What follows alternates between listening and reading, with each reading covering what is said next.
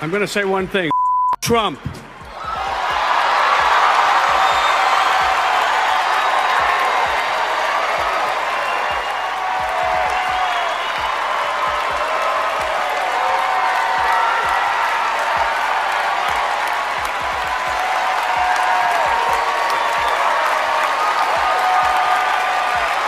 It's no longer down with Trump, it's Trump. Come on, Donald, this is ridiculous. This is nuts. This is insane. Because what he's been saying is really totally crazy, ridiculous stuff that he shouldn't be even...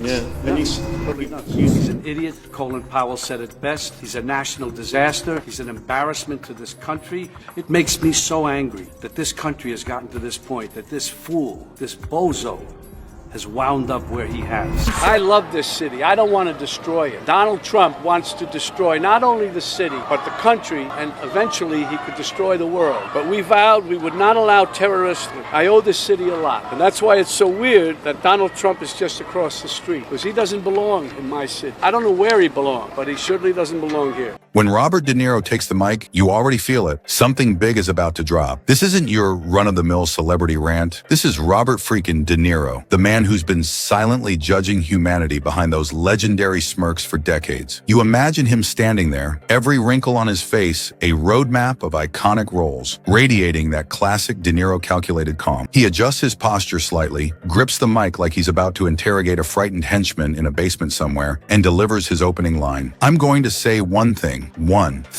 just the name, no introduction, no qualifiers. De Niro doesn't need to explain whom he's roasting tonight. This is one of those monologues you know will go down in history. And then he just lets it rip. Trump. You know the problem with Trump? De Niro begins, his voice calm, measured, and yet laced with venom as a mobster's last words to a snitch. He's like a guy trying to bluff his way through a poker game, but he keeps asking if a draw 4 card is good. The crowd chuckles, then erupts. De Niro smirks. Barely. There's work to be done. Let me tell you something, he continues, his tone inflected not with anger, but with that signature, disappointed dad energy that somehow cuts even deeper. This guy thinks he's a tough guy. He wants to be a tough guy. But I've played tough guys. Mob bosses, boxers, men who could freeze a room with one look, who made you feel respect, fear. He pauses and then delivers the dagger. Trump's the guy who gets kicked out of the card table because he kept trying to bribe the dealer with Monopoly money. The crowd is laughing now. Not just laughing, they're howling. Celebrities in the audience clutch at each other like they're trying not to spill their 50-gallon champagne flutes. And listen, he says, tapping the mic for effect. You ever listen to how Trump talks? The man's like a living, breathing thesaurus for bad adjectives. The best, tremendous, big league. De Niro waves his hands, impersonating Trump's chaotic gesturing. It's like watching a broken animatronic at the Hall of Presidents trying to learn Italian Sign Language. The audience is in pieces now. Cameramen are struggling to keep their shots steady. Even the guy operating the boom mic can't hold it together. You can see it wobbling slightly on stage. And oh, don't even get me started on his claim to Hollywood fame, De Niro goes on, his smirk curling upward like a boxer knowing the knockout punch just landed. He's got one real cinematic moment, right? A cameo. The emphasis drips with disdain. Exactly 7 seconds in Home Alone 2, he points Macaulay Culkin toward the lobby and still manages to look lost doing it. The crowd erupts. One person literally falls out of their chair. A producer backstage mouths the words, "Oh my God," while checking the broadcast delay settings for live airing. Social media already ablaze. Trump vs. De Niro is the new global trending hashtag. You can't scroll without stumbling over clips of De Niro slaying this roast like Henry Hill torching a rival in Goodfellas. Not yet. He adjusts his stance and slows the pace. And the thing about Trump, De Niro's voice grows quieter, heavier, carrying the weight of someone who spent way too many sleepless nights thinking about the state of things. The thing is, he's not dangerous because he pretends to be a gangster. He's dangerous because he believes he's won. Real gangsters, they have a code. A warped code maybe, but they keep their word. With Trump, no code, no morals, no respect. Not for the office, not for this country, not for anyone but himself. You give your word to him, he's already selling it back to you for a profit. And all the while, he scoffs, he talks about loyalty as if it's spelled with an F. It's at this moment, somewhere deep in Mar-a-Lago, a golden enclave so gaudy it makes Liberace's wardrobe look modest. A single Diet Coke can is hurled at a 60-inch flat-screen TV. The air is ripe with rage-tweeted drafts charging delayed delivery. Somewhere nearby, a muffled voice whispers nervously, "Sir, maybe we just let this one go." Not a chance. The rage is palpable, like thunder rumbling in slow motion, waiting to strike. Back at the event, De Niro is going for the closer, and you just know it's going to leave a mark. At the end of the day, De Niro quips with the calm assurance of a man holding all the cards, "History will remember me for what I am, one of the greatest actors of my time, a professional, an artist." He pauses dramatically. And Trump, a theatrical shrug, as if the answer is so obvious it's barely worth saying out loud. Trump will be remembered as that guy who lost the presidency, got banned from Twitter, and still legitimately believes windmills cause cancer. The room erupts. People leap to their feet. Some are dabbing their teary eyes with cocktail napkins from laughing so hard. Others are bellowing like they're watching the final scene in a heavyweight boxing match. A standing ovation rolls through the theater in waves. It might as well be an earthquake. The fallout is immediate. Social media explodes. Again, comedians everywhere drop whatever they're doing to write fresh material for tonight. Stephen Colbert is popping knuckles like a pianist about to debut a symphony. Wendy's tweets, "Roasted hotter than our BBQ sauce." Everyone from A-listers to Hot Pocket accounts joins the bonfire. Trump, enraged, dictates a vicious late-night tirade to aides that includes phrases like "third-rate actor" and "total disgrace to taxi driver." But the damage is done. Meanwhile, De Niro, cool as ice, somewhere in LA sipping an espresso, he glances at his mentions blowing up and only smirks. Because if there's one thing Robert De Niro knows, it's how to own the moment. And own it he does. The camera pans out on flashing paparazzi, roaring applause, and Robert De Niro walking off stage like the legend he is. Fade to black.